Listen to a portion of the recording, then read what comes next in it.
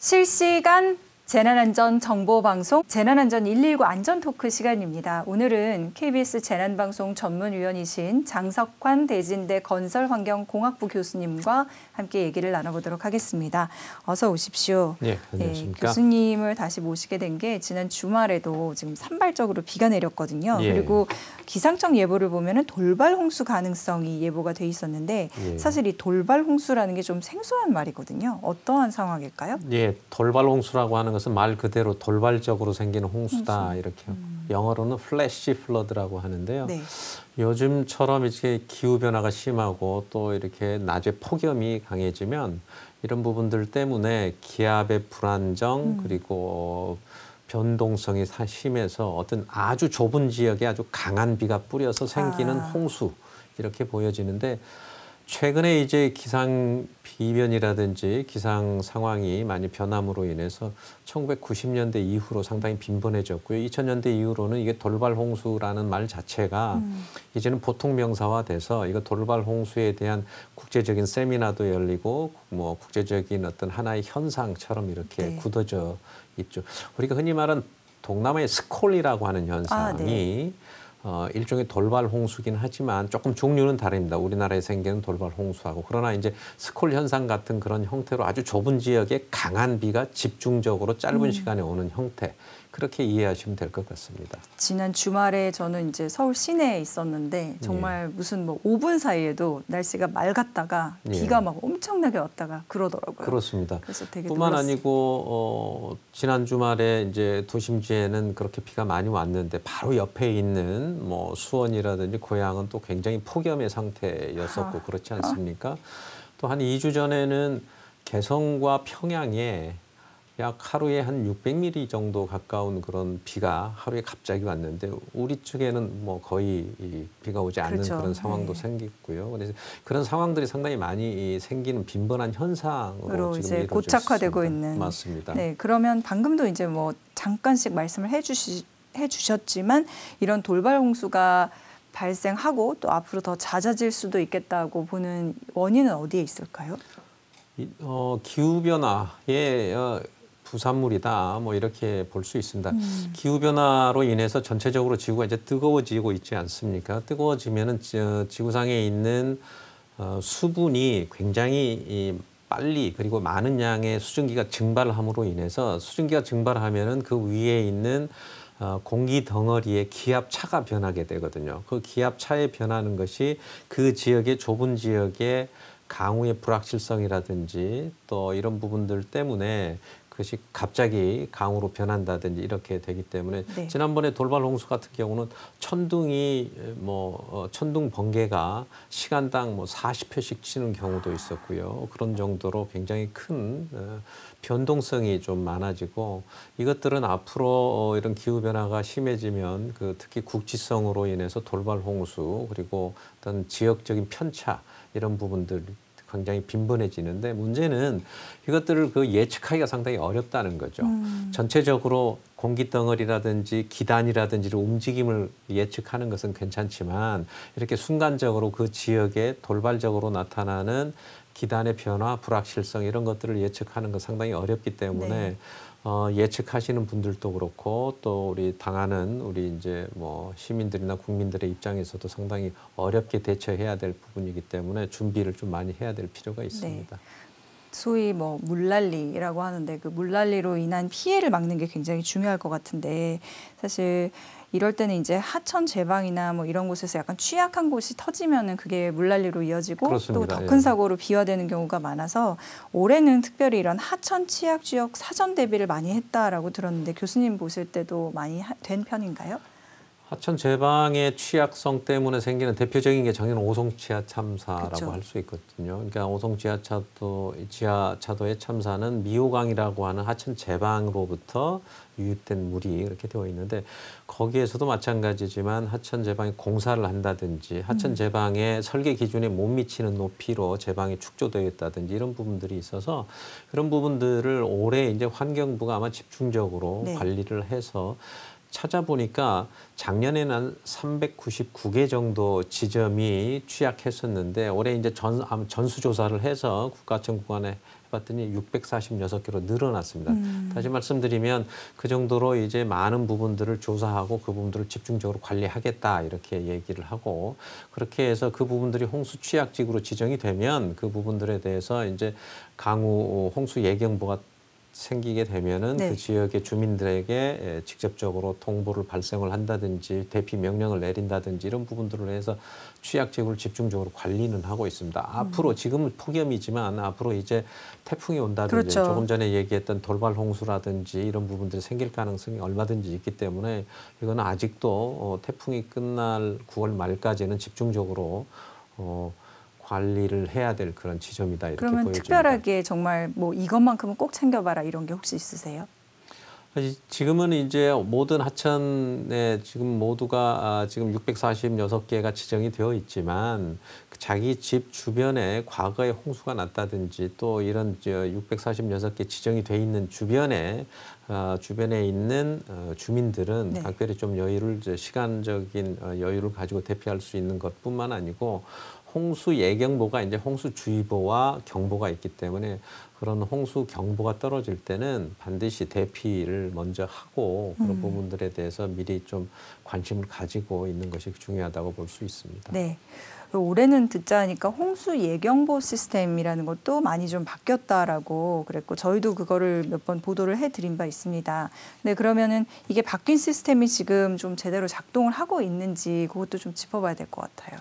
홍수 예경보가 가장 이제 올해 대표적인 것은 AI 경보다 이렇게 말씀드리고 있습니다. 조금 전에도 뭐 AI에 관련된 여러 가지 뭐 예측도 하고 네. 그렇게는 했지만 AI 기술을 활용했다 하는 것은 한마디로 말씀드리면 지금까지 홍수 예경보는 경험에 의존했다 이렇게 보면 됩니다. 그러니까 보통은 이제 그 예보사가 수치에서 결과가 나온 것을 가지고 경험치와 자기 어떤 판단력, 그 주관적인 의미가 많이 들어가 있는 상태로 예보를 했었는데 그런 걸 좀 배제하고 지금까지 있었던 과거의 기록들, 데이터들을 종합적으로 판단해서 AI가 네. 한 10분마다 그러니까 과거에는 사람의 인력으로 해서 그 부분들 경험치를 하다 보니까 시간적으로 많이 걸린 부분들을 AI 기술을 활용해서 약 10분마다 자동 예측을 해서 예보관이 그것에 따라서 검증을 하고 최종적인 검증은 예보관이 물론 하지만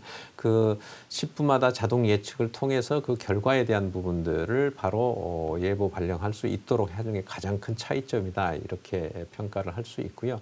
그리고는 이제 지금까지는 보통은 홍수특보 지점이 약 75개 된 부분들을 지금 이제 지류지천까지 해서 홍수특보 지점이 223개로 확대가 되어 있습니다. 그래서 이제 조금 더 지역에 있었던 과거에는 이제 소하천이라든지 또 지방하천 같은 경우는 홍수 예경보 지점이 포함이 안 된 지역이 많았었는데 네. 이제는 이제 홍수 예경보 지점이 많이 포함이 되어 있기 때문에 그 부분들이 좀 확대되었다 이렇게 말씀드릴 수가 있고 이제 최근에는 이제 SMS 이제 문자 통보를 많이 하지 않습니까? 그런데 문자 통보가 너무 많은 문자로 인해서 일반 국민들이 이 부분에 대한 무시, 경시하는 그런 경향이 있는데 이제 그것뿐만이 아니고 위치 정보를 포함해서 내비게이션 안내 그런 것뿐만이 아니고 이제 보이스 즉 음성 메시지로 또 이 부분들을 보여주는 그리고 그 부분들을 예경보를 알려주는 그런 시스템으로 바뀌었다 이렇게 말씀드릴 수가 있습니다. 네. 그리고 이제 정말로 뭐 실제 범람으로까지 이어지는 경우 또는 제방이 유실되는 그런 사례들은 국가하천이나 대하천보다는 중소하천 또는 뭐 지방하천에서 예. 많이 발생하고 있다고 들었는데 이건 왜 그런 건가요? 우리나라에 이제 크게 나누면 하천을 이제 국가하천이 있고요, 지방하천이 있고 소하천이 있는데 국가하천은 국가가 뭐 예산을 들여서 제방을 관리를 하고 충분히 정비를 했기 때문에 전국에 있는 국가하천은 90% 이상의 정비율이 다 끝났죠. 네. 그리고 거의 한 200년 빈도 이상의 그 제방을 축조를 했기 때문에 국가하천에서 홍수가 나는 경우는 사실은 거의 지금은 좀 드물다고 볼 수 있지만 아직도 정비율이 50% 정도밖에 완성이 안 돼 있는 지방하천이나 소하천 구간에서 상당히 취약한 부분이고 그런 부분들이 이 지방하천 정비율이 낮은 관계로 인해서 그 부분들이 취약한 부분 그리고 국가하천과 지방하천이 서로 설계 기준이 상이하기 때문에 네. 합류부 같은 데는 굉장히 취약한 부분들이 있거든요. 그래서 합류부. 이제 합류부 같은 부분들에 좀 더 집중적으로 투자를 해야 되고 지방하천 정비율을 좀 높여야 되는데 한 가지 좀 말씀드리고 싶은 것은 지방하천 정비 예산 자체가 국가부가 지방으로 넘겨서 지자체에서 독립적으로 할 수 있도록 그렇게 되어 있는데 이 지자체에서 그것을 효율적으로 쓰고 있는지 그 부분들에 대한 감시 기능도 상당히 필요하다 이렇게 보여집니다. 감시 주체는 누구인가요, 지금? 지금은 이제 감시 주체가 지자체에서 스스로 하도록 되어 있는데 그게 이제 과거에 국비가 지방비로 이전이 돼 있기 때문에 국비가 이전이 되면서 국비를 지방하천에 적절하게 쓰고 있는지에 대한 국가가 관리 시스템을 갖춰야 되는 갖춰야 그런 된다. 문제가 있죠. 아직은 정비가 그런 부분들이 안 돼 있다고 네. 볼 수 있습니다. 좋은 지적이신데요. 그 말씀하신 것처럼 이제 뭐 중소하천, 지방하천 이런 걸 다 정비하고 하려면은 천문학적인 예산이 당연히 뒷받침이 예. 돼야 될 테고, 근데 그 예산 때문에 또 놔두면은 재난에 또 피해가 커질 것 같고, 그래서 어떻게 해야 될까요? 이런 부분들은.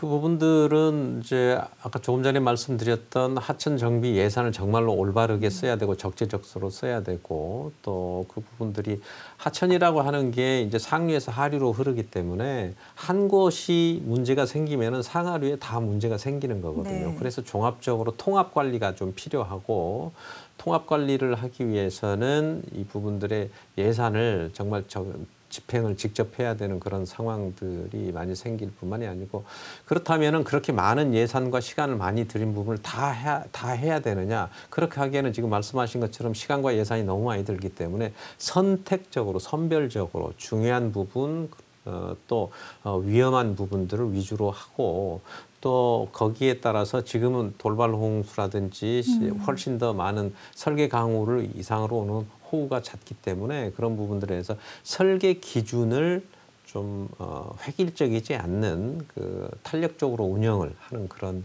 정책이 좀 필요하다 이렇게 말씀드릴 수가 있습니다. 네. 사실 여러 가지 뭐 재난의 형태가 있지만 특히 물로 인한 재난은 한번 발생하면은 굉장히 좀 피해가 큰 것 같아서요. 그동안의 물재해가 얼마나 심각했었는지 저희 심각성도 한번 좀 돌아보면 좋을 것 같습니다. 우리가 이제 풍수해라고 하는 거죠. 그러니까 태풍과 그다음에 홍수에 대한 피해 이렇게 보면 전 세계적으로 보면은 1년의 자연재해의 기후변화라는 자연재해가 연간 한 25조 달러 정도 되고요. 우리나라도 한 최근 10년간이 연평균 한 1.3조 정도, 그러니까 1조 이상의 피해가 발생을 하고요. 점점점 저 그래프에서 보다시피 점점점 자연재해가 늘어나고 있는 추세이기도 합니다. 네. 그 중에서도 이제 풍수해가 가장 피해가 횟수도 늘어나고 피해액도 상당히 늘어나고 있는 추세이기 때문에 이 부분들은 기후변화에 대해서 우리가 적응을 해야 될 필요가 있고요. 전 세계에서도 이 기후변화 대응에 대한 부분 재난을 관리를 해야 되고 우리나라도 이 부분들에 대한 관리가 필요한데 1년에 1조가 넘는 돈을 피해를 복구를 해야 되는 비용이 든다면 그것을 예방 쪽으로 돌린다면 그보다 훨씬 적은 금액으로 그 피해를 줄일 수 있는 그런 부분들이 있습니다. 그래서 전체적인 피해 중에서 자연재해 피해 중에서 물 관련 즉 풍수의 재해가 약 90% 이상이 되는 거거든요. 네네. 그래서 이제 그런 부분들로 보자면 굉장히 중요한 부분들의 재해 관리의 중요한 부분이다 이렇게 봅니다. 앞으로 이제 우리도 태풍도 앞으로 많이 올 계획 뭐 상황들이 많이 발생할 거기 때문에 그런 부분들도 좀 유심히 우리가 관심과 배려가 필요하다 이렇게 보여집니다. 듣자 하니까 이제 올해는 특히 엘니뇨가 물러나고 또 라니냐 시기로 접어들고 있다 이렇게 얘기를 하던데 이 엘니뇨 라니냐 항상 헷갈려가지고요. 네. 간단하게 좀 개념 좀 다시 짚어보고. 우리가 이제 엘니뇨 라니뇨 하면은 그게 뭐 굉장히 막 재해 입히고 이런 뜻으로 이렇게 많이 알려지는데 사실은 원 뜻은 엘니뇨, 라니뇨는 이제 스페인어로 아기 예수라는 뜻이죠. 여성과 남성을 지칭하는데요. 그러니까 우리가 적도를 기준으로 적도의 한 가운데 있는 태평양의 한 가운데 있는 타히티 섬이라고 있지 않습니까? 네, 그 타히티. 타히티 섬을 기준으로 오른쪽 페루 쪽에 수온이 올라가면 우리가 엘니뇨라고 하고 서쪽 호주 쪽 다윈섬이라고 하는 그쪽의 수온이 올라가면 우리가 라니냐다 이렇게 이해하시면 좀 쉬울 것 같습니다. 네, 물론 네. 조금 더 정확하게 말씀드리면 중심부와 서쪽과의 어떤 기압차에 의해서 생기는 건데 저기 지금 뭐 그림에서도 보면 라니냐 같은 경우는 서쪽의 태평양의 수온이 예년 평균보다 훨씬 올라가는 그런 현상을 라니냐다 이렇게 보는데 우리는 현실적으로 라니냐에 의해서 더 많이 이 피해라든지 이런 영향을 더 많이 받는다 이렇게 보여집니다.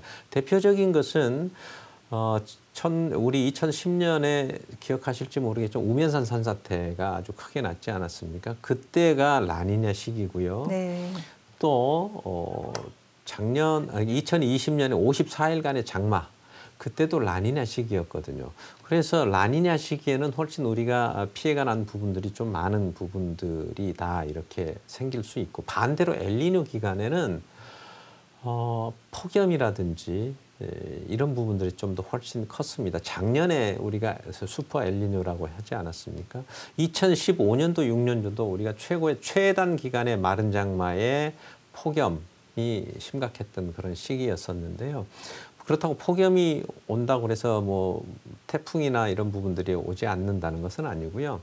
그렇지만 우리가 더 온도에 대해서 즉 뜨거워진 온도에 더 영향을 많이 받는 폭염 같은 기간은 엘니뇨 기간에 더 많이 받고 그다음에 이제 풍수에 이제 태풍이라든지 그다음에 수해, 홍수 이런 부분들은 라니냐 시기에 우리가 더 훨씬 더 많이 받는 영향을 많이 받는다 이렇게 보여집니다. 네. 올해가 이제 작년까지 엘니뇨였다가 올해가 이제 라니냐로 넘어가는 시기인데 아직까지도 엘니뇨의 영향이 조금 더 많이 있는 것 같습니다. 엘니뇨가 보통 라니냐나 엘니뇨가 보통 짧으면 2년, 길면 한 3년간 이렇게 지속되고 변하는 시기가 이제 중간 시기 정도가 지금 올해 같은 경우인데 아마 내년쯤은 라니냐로 뭐 진행이 되지 않을까 이런 생각이고 지금은 이미 이제 상당 부분 엘니뇨 영향으로 인해서 상당히 좀 뜨거워진 그런 상태이기 때문에 이게 이제 어떤 형태로 태풍에 영향을 줄 거냐 이게 상당히 좀 관건이고 저 그래프는 호주 기상청에서 발표한 건데요. 네. 그러니까 저 위에 있는 파란색 부분이 라니냐 SOI 지수라고 하는 게 7보다 넘으면 플러스 7 이상이 되면 라니냐고 음수로 해서 마이너스 7 이하로 되면 엘니뇨 기간이다. 이렇게 보여집니다. 이게 이제 호주 기상청 자료인데요. 이런 라니냐 시기에 우리나라는 풍수에 폭우라든지 태풍 피해가 훨씬 좀 컸던 그런 과거 이력이 있기 때문에 지금 올해가 이제 엘니뇨에서 라니냐로 넘어가는 그런 시기이기 때문에 이 부분들에 대해서는 앞으로 태풍의 영향은 조금 더 장마보다는 클 거다 이렇게 예측이 됩니다. 조금 더 주의를 기울여야겠네요. 그렇습니다. 라니냐로 접어드는 시기이기 때문에. 네, 그 말씀하신 대로 진짜 이제 태풍이 9월부터는 또 굉장히 우려가 되는데요. 이럴 때 특히 태풍 대비와 관련해서도 좀 해주실 말씀 있으실까요? 태풍이 보통 여름철에 이제 태풍은 정확한 명칭은 열대성 저기압이라고 태평양 지역에 생기는 건데요.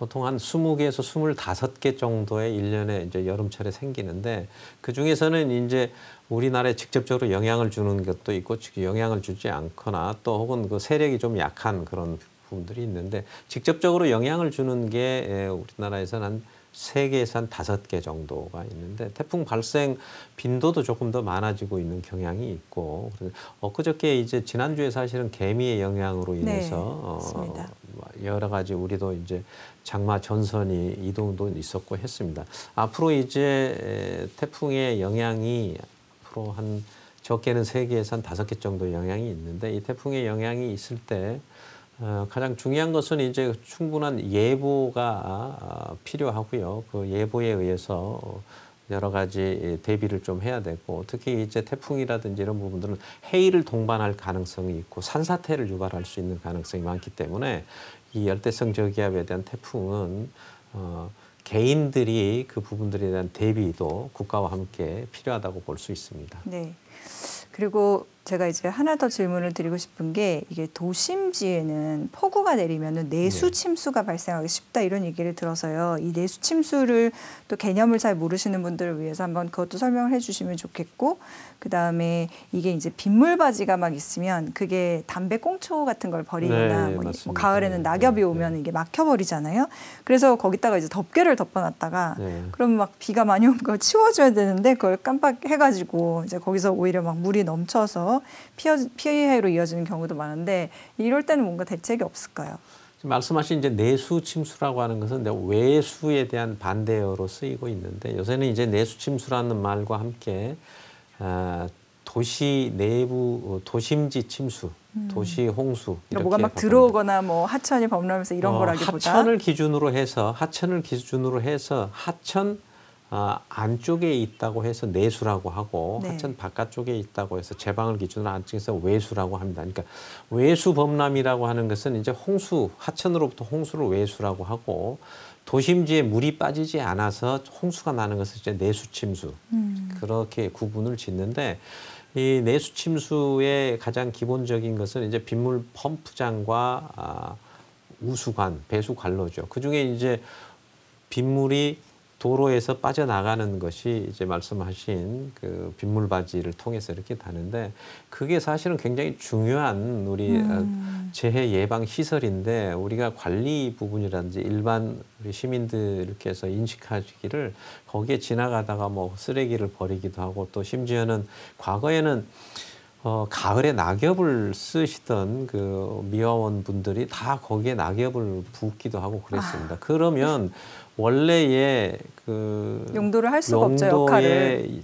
그 용량이 굉장히 부족해지는 거거든요. 요즘처럼 이렇게 돌발홍수라든지 이렇게 특별한 이렇게 시간당 강우가 증가하는 추세에 있어서는 안 그래도 부족한 용량이 더욱 부족해지거든요. 그래서 그걸 방지하기 위해서 일단 덮개를 덮어놓는데 만약에 이걸 덮개를 치우지 않으면 정말 물이 빠져나갈 구멍이 없는 거죠. 그래서 이 부분들에 대해서는 관리를 좀 해야 되고 지금 도심지에 있는 내수 침수는 지자체가 일차적으로 책임과 관리 주체이기 때문에 지자체에서 이 부분들은 철저하게 관리 그리고 거기에 대한 정비 그리고 점검 이런 부분들이 생각이 좀 듭니다. 그래서 이 오죽하면 이제 재난안전 119에 거기에 막혀 있거나 그런 게 덮여 있는 부분들을 신고하라 이렇게 되어 있거든요. 그래서 그 부분들은 우리 이제 시청자 여러분들께서도 지나가다가 쓰레기 또 빗물바지에 있는 쓰레기가 보인다든지 또 아직 그 정비가 안 됐다든지 이런 부분들은 좀 신고를 할 뿐만이 신고를 아니고 그러니까 어디로? 시청에 하시면 됩니다. 시청에요. 시청이나 군청에 하셔서 이제 하시고요. 그다음에 제일 중요한 것은 거기에 쓰레기를 버리지 않고 관리를 잘 할 수 있도록 그렇게 해주시는 게 좋을 것 같습니다. 네. 뭐 더 듣고 싶은 말씀은 많습니다만 오늘은 여기까지 듣도록 하고요. 또 다음에 모셔서 뭐 이런 얘기들은 사실 여러 번 들어도 지나치지가 않을 것 같습니다. 그렇습니다. 네, 오늘 말씀 잘 들었습니다. 네.